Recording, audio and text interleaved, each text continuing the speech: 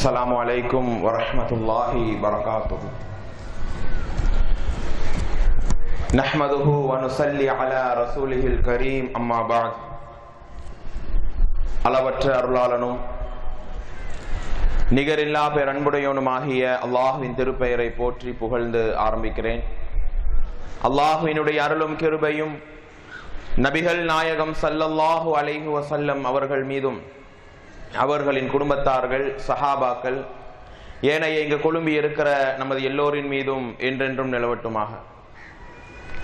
அன்பிற்கினிய தோழர்கள், தாய்மார்களே, அல்லாஹுடைய மாபெரும் கிருபையால் ரமலானுடைய மாதத்தை முடித்துவிட்டு ஷவ்வாலுடைய பிறை ஒன்னிலே நாமெல்லாம் இறைவனை தொழுது வணங்கி, யா அல்லாஹ், நீ கட்டளையிட்ட, நீ ஏவிய ரமலானை நாங்கள் முழுமையாக அடைந்து நன்மைகளை எதிர்பார்த்த மக்களாக இந்த சபையில் நாங்கள் அமர்ந்திருக்கிறோம்.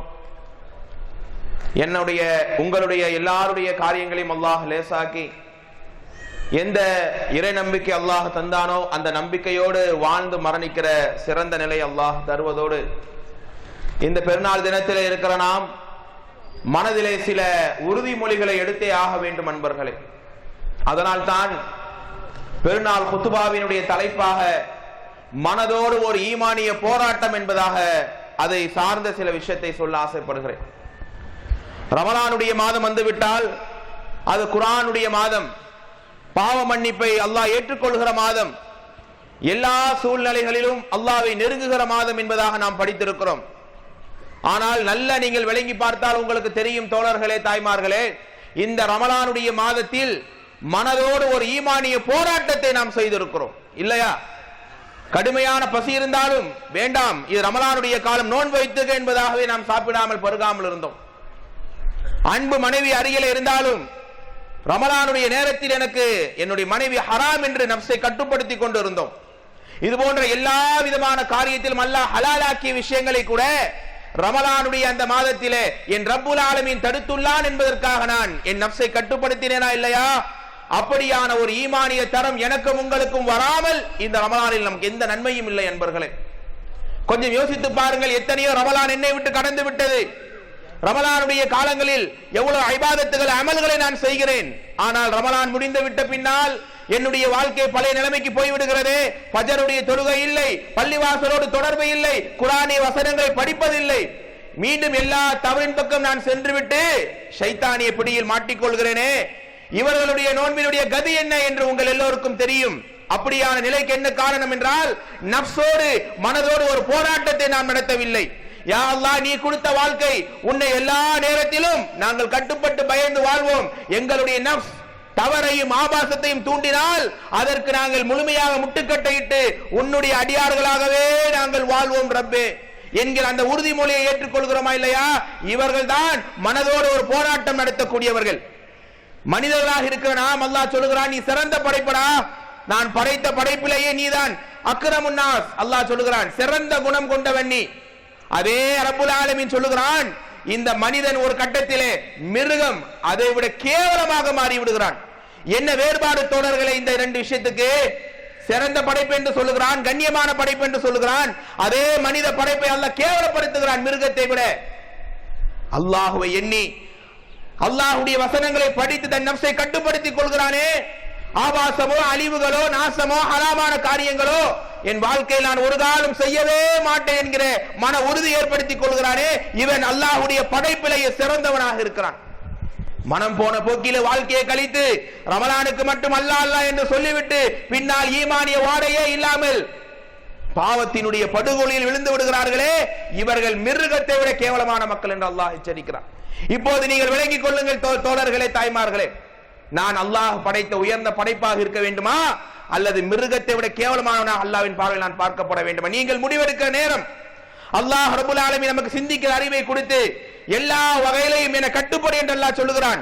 மனதிற்கு கட்டுப்பட்டு விடாதே அடியானே என்று அல்லாஹ் குர்ஆனில் 12 இடத்தில் நமக்கு எச்சரிக்கை செய்கிறான். ஆனாலும் கூட இந்த உலக ஆசையிலே மூழ்கி ஈமானிய பிரியமே இல்லாமல் அல்லாஹ்வுக்கு மாற்றமாக வாழ்கிறோமே, இவர்கள் யார்? மனதோடு போராட்டம் நடத்தாத சில மக்கள். அல்லாஹ் குர்ஆனிலே பேசுகிறான். 79வது அத்தியாயம் 40-41வது வசனம். என்ன அல்லாஹ் சொல்லுகிறான், ஃபஅம்மா மன் தகா வஆஸரல் ஹயாத்தத் துன்யா, யார் வரம்பு மீறி அழுச்சாட்டியங்களை செய்து உலக வாழ்க்கையை தேர்வு செய்தார்களோ, அல்லாஹ் ரப்பல் ஆலமீன் சொல்லுகிறான், ஃபஅம்மா மன் தகா வஆஸரல் ஹயாத்தத் துன்யா, யார் இந்த உலக வாழ்க்கையை உலக பிரியத்தை தேர்வு செய்து அல்லாஹ்வுடைய எல்லா கட்டளையிலும் அலட்சியம் காட்டுவார்களோ, ஃபஇன்னல் ஜஹீம ஹியல் மஅவா, மனதோடு ஒரு போராட்டம் நடத்தாத பாவி நரக படுகொலைக்கு இரையாகிறான். அதே போல இன்னொரு சாரார் உண்டு, வஅம்மா மன் காஃப மகாம ரப்பிஹி, அல்லாஹ்வுடைய இடத்தை அஞ்சுகிறான், மறுமையிலே போய் நிற்க வேண்டுமே, அல்லாஹ்விடத்திலே பதில் சொல்ல வேண்டும் என்கிற துடிதுடிப்பான வாழ்க்கை அடைகிறான். அதோடு வனஹன் நஃப்ஸ அனில் ஹவா, பாவங்களை விட்டு அநியாயங்களை விட்டு ஆபாசங்களை விட்டு நஃப்ஸை கட்டுப்படுத்திக் கொள்கிறானே, இவர்கள் நிலை என்ன, ஃபஇன்னல் ஜன்னத ஹியல் மஅவா, இவர்களுக்கு தான் அல்லாஹ் சொர்க்கத்தை இருப்பிடமாக ஆக்குகிறான். இந்த இரண்டு கூட்டத்தில் இப்போது யார் என்று நானும் நீங்கள் விளங்கிக் கொள்வோம்.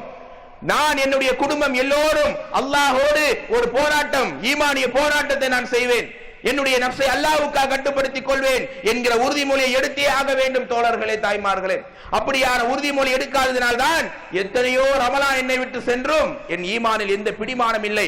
அல்லாஹ்வுடைய கட்டளையை கேட்டால் உள்ளம் அதை ஏற்க மறுக்கிறது. வணக்க வழிபாடுகளை செய்ய மனசு தூண்டும் போதெல்லாம் அதிலே ஒரு சடைவு ஏற்படுகிறது. என்ன காரணம்? மனதிலே ஒரு கெட்ட எண்ணம் வந்தால் அதற்கு நாம் அடிமையாகி விடுகிறோம். ஆதம் அலைஹிஸ்ஸலாமை ஷைத்தான் எதற்காக கெடுத்தான்? ஈஸியா கெடுக்க முடிஞ்சது. ஆதம் நபிக்கு ஒரு மனசு இருக்கு, அதை ஈஸியா சபலத்தை உண்டாக்கிடலாம் நினைச்சான். மனதை வென்றவன் இப்படியான ஒரு காரியத்தை செய்தான். அப்படியான நிலை ஆகிவிடக் கூடாது தோழர்களே. எந்த சூழ்நிலையாக இருந்தாலும் இந்த பெருநாளில் நாம் நீங்கள் முடிவெடுப்போம், என் நஃப்ஸை நான் அல்லாஹ்வுக்காக கட்டுப்படுத்திக் கொள்வேன். பாவங்களோ அநியாயங்களோ அல்லாஹ் சபித்த காரியங்களோ, எந்த பாவம் செய்தால் நரகத்திலே போட்டு அல்லாஹ் பொசுக்குவானோ அந்த பாவத்தை நான் செய்ய மாட்டேன். மனதை தூண்டினாலும் அதை நான் தீயிட்டு எரிப்பேன் என்று உங்களுடைய ஈமானை முற்படுத்தி நீங்கள் சிந்தித்து பாருங்கள். அவர்களுக்கு தான் இந்த பெருநாள் சிறந்த பெருநாளாக இருக்கும். அதே போல் அல்லாஹ் ரப்பல் ஆலமீன் 38வது அத்தியாயம் 26வது ஆயத்தில் அல்லாஹ் பேசுகிறான், வலா தத்தபிஇல் ஹவா, மனிதா நீ மன இச்சையை பின்பற்றாதே, ஃபயுலில்லக அன் சபீலில்லாஹ், அது அல்லாஹ்வுடைய பாதையை விட்டு சோன பாதையை விட்டு உங்களை தடுக்கும் என்று அல்லாஹ் எச்சரிக்கிறானே. இந்த வசனங்கள் எல்லாம் நம்முடைய காதில் என்றைக்கு உரைக்க போகிறது? என்றைக்கு நாம் திருந்தி அல்லாஹ்வுக்கான மக்களாக வாழ போகிறோம்? கொஞ்சம் யோசியுங்கள் தோழர்களே. இந்த வெட்ட வழியில் அமர்ந்து அல்லாஹ்வுடைய ரஹ்மத்தை, அல்லாஹ்வுடைய அருள்மலை எதிர்பார்த்து அமர்ந்திருக்கிற நானும் நீங்களும் மனதை கட்டுப்பாடோடு இறை நேசத்தோடு அமைக்க செய்தே ஆக வேண்டும் அன்பர்களே. அதைத்தான் அல்லாஹ் குர்ஆனிலே ஒரு வரலாறாக பேசுகிறான். மூசா நபி காலத்துல ஒரு நபர் வாழ்ந்தாராங்க. எப்படி? அல்லாஹ்வுக்காக தன் நஃப்ஸை எப்போதும் கட்டுப்படுத்திக் கொள்வார். எல்லா நேரத்திலும் அல்லாஹ்வையே முழுமையாக நம்பி வாழ்ந்திருக்கிறார். அல்லாஹ் சொல்லுகிறான் 7வது அத்தியாயம் 175வது வசனம், வலவ் ஷிக்னா லரஃபஅனாஹு, அந்த மனிதர் நாடி இருந்தால் உலகத்தையே நாம கையில கொடுத்திருப்போம். எனக்காக வாழ்ந்தவன் நீ, எனக்காக உன் நஃப்ஸை கட்டுப்படுத்தியவன், எல்லா விதமான சபலங்களை விட்டு முழுமையாக எனக்காக ஒதுக்கி வாழ்ந்தவன் நீ. அப்படியாக வாழ்ந்த ஒரு மனிதன் இருந்தான். அவனுக்காக அல்லாஹ் சொல்லுகிறான், உலகத்தையே நான் உனக்கு தரேன். அந்த மனிதர் கையேந்தி துவா செய்தால் கை இறக்குவதற்குள்ளாக மழையை பொழிய வைத்து விடுகிறான் அல்லாஹ். என்ன தேவையை கேட்டாலும் உடனே அல்லாஹ் நிவர்த்தியாக்கி விடுகிறான். அப்படிப்பட்ட மனிதன் ஒரு கட்டத்தில் தன்னுடைய மனசுக்கு அடிமையாகிறான். அல்லாஹ் சொன்னா சொல்லிட்டு போட்டோம், நான் இப்படிதான் இருப்பேன் என்கிற அந்த பிடிவாத குணத்துக்கு மாறுகிறான். அல்லாஹ் சொல்லுகிறான், வலாகின்னஹு அஹ்லதல் அர்தி, உலக பிரியத்தின் மீது சாய்கிறான். வத்தபஅ ஹவாஹு, தன் மனதை நஃப்ஸை கடவுளாக எடுத்துக் கொள்கிறான். இவனுக்கு உதாரணம் என்ன தெரியுமா? யார் யாரெல்லாம் ரமலானுக்கு மட்டும் அல்லாஹ்வை வணங்கி பிற காலங்களில் அல்லாஹ்வை நினைப்பே இல்லாமல் இருக்கிறார்களோ அவர்கள் கன்னத்தில் அறைகிற மாதிரியான செய்தி. இப்படி ஈமான்ல உறுதியா இருந்து பின்னாடி மாறிடுறானே, இவனுக்கு உதாரணம் ஃபமஸலுஹு கமஸலில் கல், இவர்களுக்கு உதாரணம் நாயை போன்றது. அதை பிடிச்சு வச்சாலும் விட்டாலும் அதோட வேலை நாக்க தொங்க போடுறத சுத்தம். இப்படியான நிலை நஃப்ஸை கட்டுப்படுத்தாதவன் நிலை என்று அல்லாஹ் எச்சரிக்கிறான். ஈமான் கொண்டவர்கள், அல்லாஹ் ரசூலை நம்பியவர்கள் எல்லா நேரத்திலும் எனக்கு அல்லாஹ் முக்கியம், அல்லாஹ்வுடைய ரசூல் முக்கியம் என்று வாழ்க்கை நகர்த்துவார்களே, இவர்களுக்கு தான் இந்த பெருநாள், இவர்களுக்கு தான் இந்த திடலுடைய தொழுகையினுடைய மதிப்பெல்லாம். மீண்டும் பழைய நஃப்ஸுக்கு அடிமையாகி பாவத்திலே மூழ்கி தொழுகை இல்லை, ஈமான் இல்லை, நட்பு இல்லை, சகோதரத்துவம் இல்லை, எல்லா விதமான கேவலத்தையும் செய்து வாழ்ந்தால் எதற்காக நாம் நோன்பு வைக்கிறோம்? எதற்காக இந்த பெருநாளுடைய தொழுகை? அல்லாஹ் சொல்லுகிறான், இவன் நாயை போன்றவன். இப்படியான சமுதாய வரலாறு நாம் ஏன் சொல்லுகிறோம் தெரியுமா? லஅல்லஹும் யதஃபக்கரூன், நீங்கள் சிந்திக்க வேண்டும் மக்களே, நீங்கள் செயல்பட வேண்டும். நஃப்ஸை அல்லாஹ்வுக்காக நீங்கள் கட்டுப்படுத்தி கொண்டு வாழ்ந்தால்தான் உண்மையான நிலையான வெற்றி அல்லாஹ் ரப்பல் ஆலமீன் தருகிறான். பெருமானார் சொன்னார்கள், ஒவ்வொரு ஆதமுடைய மகனுக்கும் விபச்சாரத்தினுடைய ஒரு பகுதி உண்டு. யாரும் தன்னை சுத்தம் சொல்லிக்க முடியாது, ஒருத்தர் என்ன நல்லவன் சொல்லிக்க முடியாது. பலர்களுக்கு அந்த வாய்ப்பு கிடைக்கவில்லை. அதனால் தூய்மையான மக்களிடம் சொல்லிக் கொள்கிறோம்.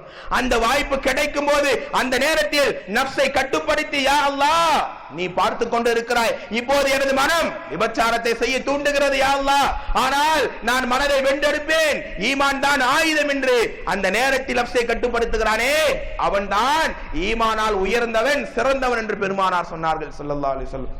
எல்லோருக்கும் விபச்சாரத்தின் பங்கு உண்டு. ஒருத்த கண்ணால விபச்சாரம் பண்றா, ஒருத்த கையால விபச்சாரம் பண்றா. கட்டுப்பாடு இல்லாதவன் விபச்சாரத்தையே செய்து விடுகிறான். நாம் எல்லாம் எந்த லிஸ்ட்ல இருக்கிறோம் கொஞ்சம் யோசிச்சு பாருங்க. நம்ம பல வயசுடைய மக்கள் இங்க வந்திருக்கிறோம். எத்தனையோ நோன்பு நாள் என்ன போய்விட்டது, எத்தனை பெருநாள் உட்கார்ந்து எந்திரிச்சு அழுதுட்டு போயிட்டோம். ஆனால் என்ன மாற்றம் வந்தது, எப்படியான ஈமான் உத்வேகத்தை பெற்றோம். ஒரு ரமலான் என் வாழ்க்கை அப்படியே புரட்டி போட்டது என்று உங்களில் யாராவது சொல்லி எழும்ப முடியுமா? என்னால் சொல்லிக் கொள்ள முடியுமா? அதே நிலை, அதே வாழ்க்கை, மீண்டும் அதே தவறு என்றால் என்ன நன்மையை நாம் அல்லாஹ்விடம் எதிர்பார்க்க போகிறோம்? இவர்களெல்லாம் யார்? நஃப்ஸை கட்டுப்படுத்தாதவர்கள், நஃப்ஸை ஈமானோடு முழுமையாக நெருக்கி வைக்காதவர்கள். அப்படி நாம் ஆகிவிடக் கூடாது தோழர்களே. வருத்தத்தோடு கேளுங்கள், முன் சென்ற சமுதாயத்தில் நல்லவன் இருந்தான், அல்லாஹ்வுக்கு மாறு செய்தான், கேவலப்படுத்தினான் அல்லாஹ் ரப்பல் ஆலமீன். இதனால் தான் நபி தோழர்கள் ஒவ்வொரு காலகட்டத்திலும் தங்கள் நஃப்ஸை வென்றெடுத்தார்கள், ஈமானோடு ஒரு போராட்டம் நடத்தினார்கள். ஒரு சம்பவத்தை பாருங்கள். ஒரு நபி தோழர் வருகிறார் இஸ்லாத்தை ஏற்றுக்கொள்வதற்காக. மார்க்கத்தின் மீது ஒரு பிடிமானம் ஏற்படுகிறது. பெருமானாரை சந்தித்து, அல்லாஹ்வுடைய ரசூலே எனக்கு இஸ்லாத்தை சொல்லிக் கொடுங்கள். பெருமானார் இஸ்லாத்தை சொல்லிக் கொடுக்கிறார்கள்.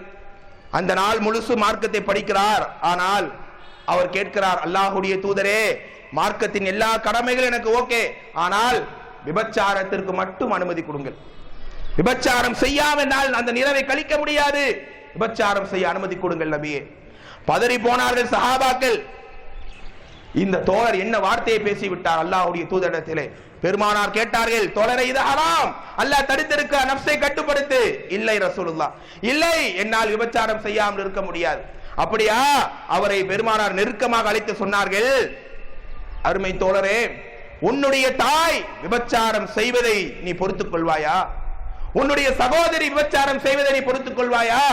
பதறி போனார். இல்லை யா ரசூலல்லாஹ், ஒரு கால் நான் அதை சகித்துக் கொள்ள மாட்டேன்.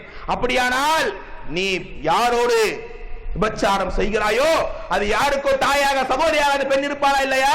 அது அப்ப நியாயமா இருக்குமா என்று பெருமானார் கேட்டார்கள். பதறி போனார் அந்த தோழர். ஒரு நாள் எடுக்கவில்லை, ஒரு வாரம் எடுக்கல, அங்கேயே முடிவெடுக்கிறார். அல்லாஹ்வுடைய ரசூலே, அல்லாஹ் மீது சத்தியமிட்டு சொல்கிறேன், இனி என்னுடைய வாழ்நாளில் விபச்சாரம் என்கிற பேச்சே கிடையாது. அல்லாஹ்வுக்காக அந்த எண்ணம் வரும்போதெல்லாம் என் நஃப்ஸை கட்டுப்படுத்திக் கொள்கிறேன் என்று சொல்லும் போது பெருமானார் சொன்னார்கள், இறை நேசம் பெற்ற அடியார் இவர் என்று சொன்னார்கள். எப்படியான கட்டுப்பாடு! மார்க்கத்தை இஸ்லாத்தையும் கேட்ட உடனேயே அந்த ஈமானி உணர்வு வந்திருக்கிறது. ரமலானுடைய காலங்கள் மட்டும் அந்த கட்டுப்பாடு அல்லாஹ் விரும்பவில்லை, அது அல்லாஹ் இயற்கையாக கொடுத்துறான். அதை பாடமாக படிப்பினையாக பெற்று வாழ்நாள் முழுவதும் நஃப்ஸை அடக்கி வைக்கிறீர்களே, அல்லாஹ்வுக்காக மாற வைக்கிறீர்களே, அதுதான் இந்த ரமலானுடைய வெற்றி தோழர்களே. அப்படியான வாழ்க்கையை நாம் வாழ வேண்டும். நம்ம எல்லாரும் ஏங்க வந்து இங்க உட்கார்ந்து இருக்கிறோம்? அல்லாஹ் நாளை மறுமையில சொர்க்கத்தை அல்லாஹ் கொடுக்கணும். அல்லாஹ் கேவலப்படுத்திடக் கூடாது. நிம்மதியான வாழ்க்கை இம்மையிலும் மறுமையில கிடைக்கும்னு ஆசைப்படுறோமா இல்லையா? அப்படியான சொர்க்கம் யாருக்கு தெரியுமா? கேளுங்கள் ஹதீஸை. சொர்க்கத்தை அல்லாஹ் முதல் முறையாக படைத்து ஜிப்ரீல் அலைஹிஸ்ஸலாமை அனுப்பி, ஜிப்ரீலே போய் சொர்க்கத்தை பார்த்துட்டு வா.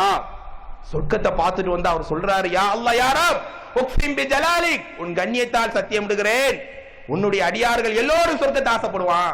அப்படியா? சொர்க்கத்தை கடினமான அமல்களால் எல்லாம் மூடிவிட்டு இப்பவே பார்த்துட்டு வர அல்லாஹ் அனுப்புறான். மீண்டும் வந்து சொல்லுகிறார், யா அல்லாஹ் உன் கண்ணியத்தின் மீது சத்தியம், உன்னுடைய அடியார்களில் சொர்க்கத்திற்கு யாரும் வந்து விட மாட்டார்கள், அவ்வளவு கடினப்படுத்தி விட்டாய் என்று அல்லாஹ் சொன்னான். நரகத்தை போய் பார்த்துட்டு வா. பார்த்துட்டு வந்து துடிக்கிறார், யா அல்லாஹ் உன்னுடைய அடியார்களை ஒருத்தர் விரும்ப மாட்டான் நரகத்துக்கு வரணும்னு, அவ்வளவு வேதனை. அப்படியா?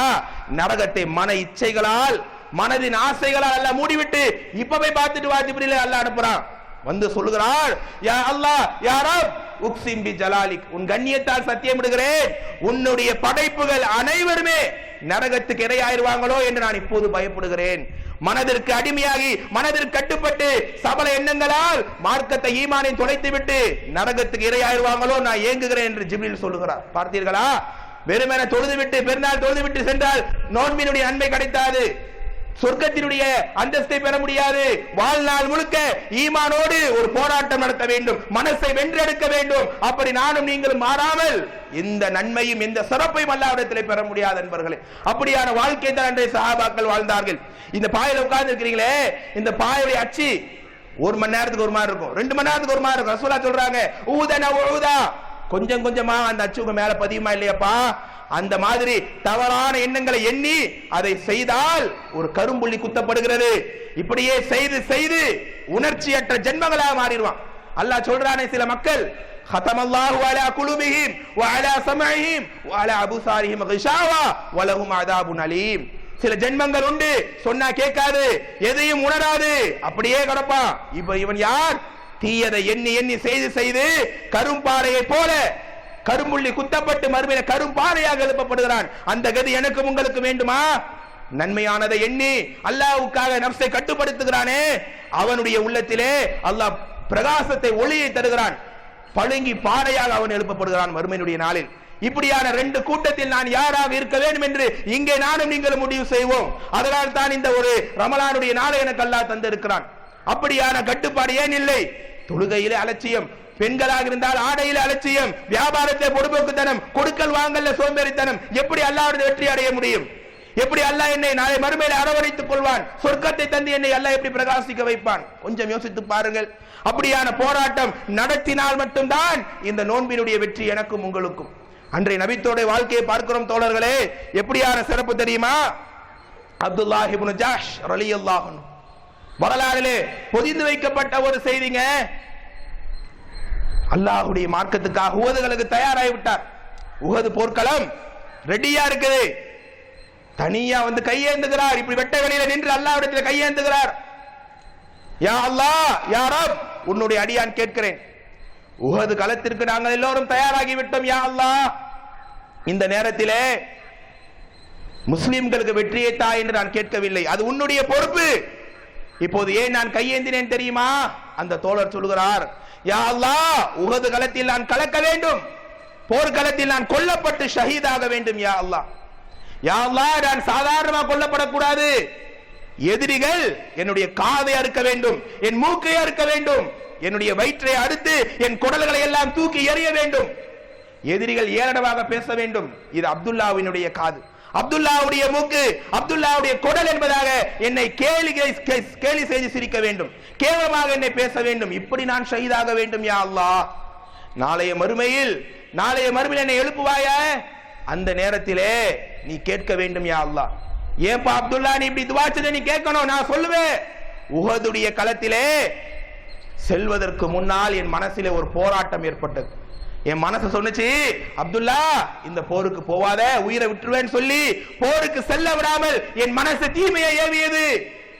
அந்த நேரத்திலே ஈமானோடு ஒரு போராட்டம் நடத்தினேன், நஃப்ஸை வென்று எடுத்தேன். எந்த உயிர் ஆசையை என் நஃப்ஸ் கொடுத்ததோ அந்த உயிர் எனக்கு தேவையில்லை, கொடூரமாக நான் கொல்லப்பட்டு ஷஹீதாக வேண்டும். அதற்காகத்தான் யா அல்லாஹ் அப்படி நான் துஆ செய்தேன் என்று மறுமையில் நான் சொல்ல வேண்டும் என்று கதறி கதறி கேட்கிறார். அல்லாஹ் துஆவை அங்கீகரித்தான். போர்க்களத்திற்கு செல்கிறார். உஹது களத்திலேயே ஆக கொடூரமாக, ஹம்சாவிற்கு பிறகு கொடூரமாக கொல்லப்பட்டவர் இந்த அப்துல்லாஹ் இப்னு ஜஹ்ஷ் ரலியல்லாஹு அன்ஹு. பெருமானார் சொன்னார்கள் ஸல்லல்லாஹு அலைஹி வஸல்லம், மனதை வென்றெடுத்த ஒரு நபரை பார்க்க வேண்டுமானால், நஃப்ஸோடு போராட்டம் நடத்திய ஒரு நபரை பார்க்க வேண்டுமானால் இதோ என்னுடைய அப்துல்லாஹ் இப்னு ஜஹ்ஷை பாருங்கள். அல்லாஹ்வை முழுமையாக நெருங்கியவர் இவர் என்று சொன்னார்களே. எப்படியான போராட்டம்! ஃபஜர் தொழாம தூங்கிரலாம் மனசு சொன்னா கட்டுப்பட்டு தூங்கிடுறோமா இல்லையா? ஒரு பெண்ணை பார்க்க நஃப்ஸ் சொல்லுது, பார்த்துடுறோமா இல்லையா? குடுக்கல் வாங்கல அப்புறம் பார்க்கலாம்னு உடனே நஃப்ஸ் மாறு செய்தா இல்லையா? என்ன நிலைமை இது? அல்லாஹ் ரப்பல் ஆலமீன் முழுமையாக என்னை நேசிக்க வேண்டுமானால் இந்த மனதை வென்றெடுக்காமல், மனதை கட்டுப்படுத்தாமல் எனக்கு சொர்க்கம் இல்லை தோழர்களே. அப்படி வாழ்ந்தார் அன்றைய மக்கள். அவங்கள யாருங்க? அறியாமை காலத்துல பாவத்திலே மூழ்கி திளைத்தவர்கள், சட்டென்று விட முடியாத பாவத்திலே இருந்தவர்கள். உடனே மாறினாங்களா இல்லையா? உடனே அல்லாஹ்வுக்காக தன்னுடைய நஃப்ஸை கட்டுப்படுத்தினாங்களா இல்லையா? அந்த நிலை ஏனும் எனக்கும் உங்களுக்கும் வரவில்லை. உங்கள் எல்லோருக்கும் தெரியுமே, மாயித் என்கிற நபி தோழர், யா ரசூலல்லாஹ், நான் விபச்சாரம் செய்து விட்டேன், நான் பெரிய பாவத்தை செய்து விட்டேன். பெருமானார் முகத்தை திருப்புகிறார்கள், மீண்டும் மீண்டும் வந்து சொல்கிறார். பெருமானார் கேட்டார்கள், இந்த மாயிஸுக்கு என்ன பைத்தியமா, ஏன் மீண்டும் மீண்டும் வந்து இப்படி சொல்லிக் கொண்டு இருக்கிறார்? மீண்டும் சொல்லுகிறார், என்னை கல்லால் அடித்துக் கொள்ளுங்கள் யா ரசூல். பெருமானார் கேட்டார்கள், மாயிஸ் என்ன குடித்திருக்கிறாரா, போதையில வளர்றாரா, இவரு என்ன பேச்சை பேசிக் கொண்டிருக்கிறார்? அல்லாஹ் சத்தியமாக நான் விபச்சாரம் செய்து விட்டேன் யா ரசூலல்லாஹ், மறுமையில் இந்த கரையோடு நான் எழுப்ப விரும்பவில்லை என்று பெருமானார் தண்டனை கேட்கிறார். பெருமானார் ஸல்லல்லாஹு அலைஹி வஸல்லம் இவரை கல்லால் அடித்துக் கொள்ள சொன்னார்கள். மதீனத்து பாறைகளுடைய கற்கள் எவ்வளவு முற்களை போட்டிருக்கும் என்று உங்களுக்கு தெரியுமே. பாறைகளை எடுத்து கல்லாக உடைத்து மாயிஸை அடிக்கிறார்கள், ஓட ஓட அடிக்கிறார்கள். அப்படி அவர் ஓடிக்கொண்டிருக்கும் போது அல்லாஹ்விடத்திலே துஆ செய்கிறார், யா அல்லாஹ், யா ரப்பி, இந்த கல்லடிக்கு நான் பயந்து வேதனை தாங்க முடியாமல் எங்கே என்னை ஓடி மறைய வைத்து விடாதே, இந்த அதாவிலேயே இந்த கல்லடியிலேயே என்னை எப்படியாவது மௌத்தாக்கி விடு. நாளைய மறுமையினுடைய நாளில் உன்னால் அரவணைக்கப்பட்ட கண்ணியப்படுத்தப்பட்ட அடியானாக நான் இருக்க வேண்டும் யா அல்லாஹ், கல்லடிக்கு பயந்து என்னை எங்கே ஓட வைத்து விடாது என்று அந்த இறுதி கட்ட நேரத்திலும் நப்சோடு ஈமானோடு ஒரு போராட்டம் நடத்தினாரே, அந்த பாடத்தை அல்லவா இந்த நோன்பு எனக்கும் உங்களுக்கு கற்றுக் கொடுத்தது. அப்படியான ஈமான் எங்கே போனது யோசித்து பாருங்கள். அப்படியான கட்டுப்பாடு இல்லாமல் சொர்க்கமே கிடைக்காது. நப்சை கட்டுப்படுத்தி பாருங்கள். அல்லாஹ் ரப்பல் ஆலமீனுடைய எந்த கட்டளையும் நமக்கு சிரமமாவே தெரியாது. அப்படியான வாழ்க்கை வாழ்ந்தார்கள். அல்லாஹ்வுடைய கட்டளை தான் ஒரு பக்கம் இருந்தாலும் மனிதர்கள் விஷயத்துல எவ்வளவு ஈகோ, எவ்வளவு போட்டி. நீயா நான் வாழ்றோமா இல்லையா, அவன்கிட்ட பேசாதடா, உன்னை எதிர்த்து பேசுறான். நப்சு சொல்லுது, இல்லை, நப்சை வென்றெடுப்பேன். அல்லாஹ்வுக்காக மன்னிப்பு தேடி சென்றால் மலக்குகள் எனக்காக மன்னிப்பு தேடுவார்கள் என்று நப்சை நல்ல நட்புக்காக தேர்வு செய்கிறோமா? இல்லை அன்பர்களே. இறுதியாக ஒரு சம்பவத்தை கேளுங்கள். மக்காவுடைய வெற்றி நேரம். அபு சுஃபியான் வந்து கொல்லப்படல. சுஹைப், அம்மார், பிலால் ரலியல்லாஹு அன்ஹும் அஜ்மஈன் 3 பேரும் சொல்கிறார்கள், அபு சுஃபியானுடைய தலையில நம்ம வாள் சரியா படல, கொஞ்சம் நல்லா பட்டிருந்தா அந்த ஆள் காலியா இருப்பாரு. அருகில் இருந்த அபூபக்கர் ரலியல்லாஹு அவர்கள் 3 பேரையும் கண்டிக்கிறார். என்ன பேச்ச பேசுறீங்க, அவர் ஒரு பெரிய தலைவரா இல்லையா, எப்படி நீங்க அப்படி சொல்லலாம்னு சொல்லி கண்டிச்சிட்டாரு. இஸ்லாத்துக்கு வரல இன்னும். 3 பேரும் ரசூலுல்லாஹ் போய் சொல்றாங்க, யார் ரசூலல்லாஹ், நாங்க இப்படி சொன்னோம், நியாயமா சொன்னோம், அபூபக்கருக்கு என்ன, அவர் ஏன் வந்து எங்களை கண்டிக்கிறார்? பெருமானாரும் நியாயத்தை விளங்கி அபூபக்கரை அழைக்கிறார்கள். அபூபக்கரை நீ அப்படி சொன்னீங்களா? ஆமாம் யா ரசூலல்லாஹ், மன்னிப்பு கேளுங்கள் 3 பேர்கிட்ட. நப்சோடு போராட்டம் நடத்துகிறாரா? நாம் பார்த்து விடுதலை செய்த பிலால், என்னுடைய கூலிகளை வாங்குகிற அம்மார் என்று யோசிச்சாரா?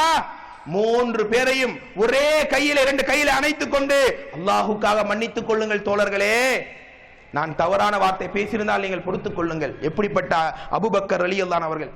தன் மரண நேரத்திலே பெருமானார் அபூபக்கரை கட்டி தழுவி சொன்னார்களே, உங்களுடைய உதவிக்கெல்லாம் நான் கைமாறு செய்து விட்டேன், அபூபக்கருடைய உதவிக்கு அல்லாஹ் கைமாறு செய்வான். வாழும் போதே சொர்க்கவாசி என்று சொல்லப்பட்ட அபூபக்கர் ரலியல்லாஹு அவர்கள் மன்னிப்பு கேளுன உடனே நப்சோடு போராட்டம் நடத்துகிறார்.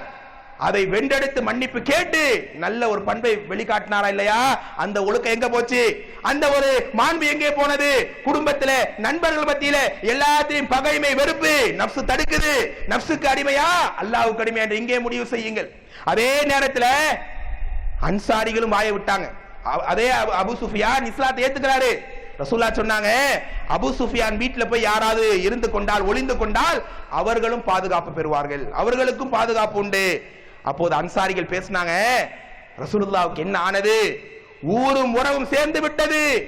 ரசூலுல்லாஹ் அபு சுஃபியான் ஒரே ஊருக்காரர், உறவுக்காரங்க, 2 பேரும் ஒண்ணாயிட்டாங்க. பாத்தீங்களா? ஊரும் உறவும் சேர்ந்து விட்டது என்பதாக ஒரு வார்த்தையை விட்டாங்க. பெருமானாருக்கு தாங்க முடியவில்லை. அன்சாரிகளே வாருங்கள், முஹாஜிர்களே வாருங்கள். அபு சுஃபியான் ஒரு தலைவர், நீதமான தலைவர். அவரின் பின்னால் மக்கள் சென்றால் அவருக்கு ஒரு சலுகை தந்தால் கொள்கை பரவுமே என்று செஞ்சனே தவிர ஊர் உறவு பாசம் கிடையாது. என்ன வார்த்தை பேசிவிட்டீர்கள் அன்சாரிகளே? ஹிஜ்ரத் மட்டும் ஒன்று இல்லாமல் போயிருந்தால் நான் உங்களை ஒருத்தன் இப்போது சத்தியமிடுகிறேன், என் வாழ்வாக இருக்கட்டும் மரணமாக இருக்கட்டும் அது அன்சாரிகளே உங்களோடு தான். கதறி போனார்கள் சஹாபாக்கள், அன்சாரிகள். பெருமானாரை கட்டி தழுவி சொன்னார்கள், யா ரசூலுல்லாஹ், தெரியாமல் அந்த வார்த்தை வந்து விட்டது, தெரியாமல் பேசிவிட்டு நப்சை கட்டுப்படுத்தவில்லை. அப்போது பெருமானார் சொன்னார்கள், நப்சை வென்றெடுப்பவன் தான் என்னை சார்ந்தவன். எப்படியான ஒரு பாடம், எப்படியான ஒரு படிப்பினை! இந்த ஈமானிய தாக்கத்தை தான் நோன்பு என கொடுத்திருக்கிறது. பசி, தாகம் நப்சை கட்டுப்படுத்தன, மனைவி தேவை நப்சை கட்டுப்படுத்தன, மற்ற காரியங்கள் அனைத்தும் கட்டுப்படுத்தன. அது மரணம் வரையிலும் இருந்தால் அல்லாஹ் சொல்லுகிறான், உனக்கு உலகத்தையே கையில கொடுப்பேன். துவா கேட்டா எப்ப அல்லாஹ் ஏத்துக்குவா? மன கட்டுப்பாடு, நப்சோடு ஒரு ஈமானிய போராட்டம் நடத்துகிறார்களே, அவர்களுடைய துஆக்களை தான் அல்லாஹ் ஏற்றுக்கொள்வான். தோழர்களே, அப்படியான ஒரு ஈமானிய உணர்வை இந்த பெருநாளுடைய தினத்திலே எனக்கும் உங்களுக்கும் அல்லாஹ் ரப்பல் ஆலமீன் தந்த அருள் புரிவானாக. இரண்டாவது விஷயம், வெட்டவெளியிலே அமர்ந்து கொண்டிருக்கிறோம் தோழர்களே, அல்லாஹ்விடத்தில் தயவு செய்து இது போன்ற ஒரு பெருநாள் அடுத்த ஆண்டு கிடைக்குமா என்று தெரியாது. என் கடைசி பெருநாளாக இருந்தால் என் கதி என்ன என்று யோசித்து இந்த சபையை நானும் நீங்களும் பயன்படுத்துவோம். அல்லாஹ்விடத்தில் அழுது மன்றாடுங்கள். ஒரு 5 நிமிடம் அதிகமானால் ஒன்று பிரச்சனை இல்லை. ஒவ்வொரு தேவைகளையும் கேளுங்கள். அல்லாஹ்வுடைய காலை பிடித்துக் கொண்டு கதறுவோம், யா அல்லாஹ், உன்னுடைய அடியானை உன்னை தவிர அதிகம் அறிந்தவர் யாரும் இல்லை. என்னுடைய குடும்பம் உன்னுடைய கையிலே இருக்கிறது யா அல்லாஹ், என்னுடைய பாவங்களை மன்னி, என் குடும்பத்தினுடைய காரியங்களை லேசாக்கி என்று கதறி கதறி கேட்போம். இது அதற்கான சபை தோழர்களே. அதே போல உலக நாடுகளில் எத்தனையோ நம்முடைய இஸ்லாமிய சகோதர சகோதரிகள் பாதிக்கப்படுகிறார்கள். நாளுக்கு நாள் அந்த காட்சிகளை எல்லாம் பார்க்கும்போது ஈரக்கொலை எல்லாம் மனதெல்லாம் ரணமாகிறது. அப்படியான ஒரு நிலையில் எல்லா மக்களுடைய நலனுக்காக பாதுகாப்புக்காக துவா செய்யுங்கள். சிறையில நம்முடைய மக்கள் பாதிக்கப்பட்டு கொண்டு இருக்கிறார்கள். அந்த சிறையில போய் கரெக்டா பார்த்துட்டு வரவங்களை பார்த்தீங்கன்னா அவங்க சொல்றதை கேட்டு அவ்வளவு கஷ்டமா இருக்கும். நிம்மதியா பெண்ணா கொண்டாடுறோம், சந்தோஷமா இருக்கிறோம். ஒரு நாள் ஜெயில போய் உட்கார முடியுமா? ஆனா இன்றைக்கு 2 சகோதரர்கள் சிறையில வாடி நோயில ரொம்ப கஷ்டப்பட்டு துடியாய் துடிச்சுக்கிட்டு இருக்கிறாங்க. அவங்களுக்காக பிரத்யேகமா துவா செய்ய கேட்டுக்கொண்டார்கள். இப்படி எல்லா மக்களுடைய தேவைக்காக ஒரு சொட்டு கண்ணீரை வடியுங்கள். அல்லாஹ் அந்த கண்ணீருக்கு பெரிய பெரிய மதிப்பை தருகிறான் தோழர்களே. அப்படியான ஈமானிய உணர்வை, நஃப்ஸை வென்றெடுக்கக்கூடிய பெருநாளாக, நிலையாக நமக்கு அல்லாஹ் இதை ஏற்படுத்தட்டும்.